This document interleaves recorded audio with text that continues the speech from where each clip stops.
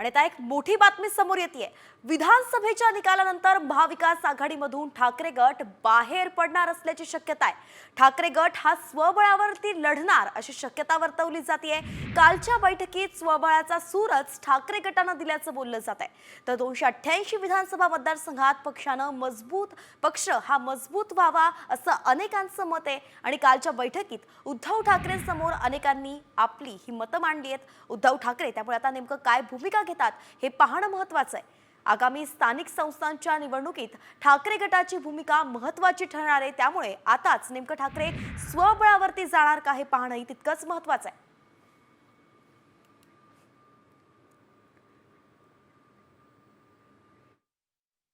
कोण म्हणतं हिंदुत्व सोडलं असं शिवसेनेचं एखादं उदाहरण दाखवावं, एखादं उदाहरण दाखवावं ज्याच्यात शिवसेनेनं हिंदुत्व नाकारलेलं आहे। शिवसेना आणि हिंदुत्व हे काही वेगळ्या बाजू नाही आहे।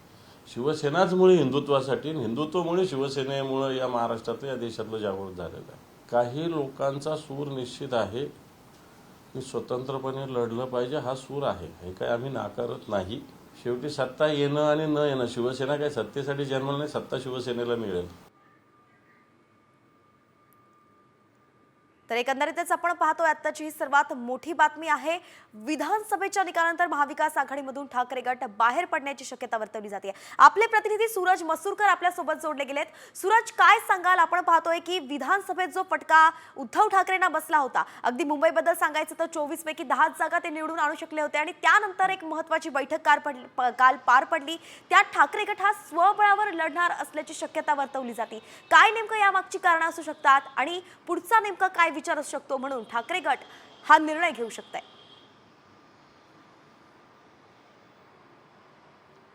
कुठेतरी विधानसभा निकालामध्ये ठाकरे गटाला मोठा धक्का जो आहे तो बसलेला आहे। त्यांना खूप आत्मविश्वास होता की आम्हाला बऱ्यापैकी आमचे आमदार जे आहेत ते निवडून येतील। मात्र विधानसभा निवडणुकीच्या निकालामध्ये ठाकरे गटांना मोठा धक्का बसलेला आहे। काल विजयी उमेदवार आणि पराभूत उमेदवार या सर्वांची बैठक काल मातोश्रीवरती होती। उद्धव ठाकरेंनी बैठक बोलवली होती, त्यामध्ये कुठेतरी आत्मचिंतन केलं गेलं आणि त्या बैठकीत महत्त्वाचं म्हणजे आपण आता स्वबळावरती लढलं पाहिजे अशी काही आमदारांनी, विजयी आमदार असतील किंवा पराभूत उमेदवार असतील, त्यांनी उद्धव ठाकरेंपुढे केलेले आहे। आपण स्वबळाचा आता नारा देऊया, आपण स्वबळावरती लढूया आणि मुख्य म्हणजे 288 मतदारसंघामध्ये शिवसेना अधिक मजबूत होईल। कारण महत्त्वाचं म्हणजे महाविकास आघाडीमध्ये असताना हिंदुत्वाची भूमिका मांडताना आम्ही कुठेतरी कमी पडलो, अशी देखील एक जी भूमिका आहे ती सर्व उमेदवारांनी मांडलेली आहे आणि त्यामुळे कुठेतरी आपल्याला हा फटका बसलेला आहे। त्यामुळे आपण कुठेतरी स्वबळावरती लढलो तर आपण आपली जी भूमिका, आपल्या शिवसेनेची जी भूमिका आहे हिंदुत्ववादाची, ती आपण सूरज, आपल्याला पाहायचंय की काँग्रेस आणि राष्ट्रवादी सोबत गेल्यामुळे कुठेतरी हिंदुत्व मागे पडल्याची भावना मतदारांमध्ये झाली आणि म्हणून हा फटका बसल्याची भावनाच ठाकरे गटाकडून आता व्यक्त होताना दिसते आणि म्हणून कदाचित ते स्वबळावरती जाण्याचा विचार करतायत असं बोललं जात आहे। नेमकं काय होतंय, ठाकरे गट खरंच काय निर्णय घेतो हे पाहणं महत्त्वाचं आहे। पण तुर्तास धन्यवाद तुम्ही दिलेल्या या सविस्तर अपडेट्ससाठी।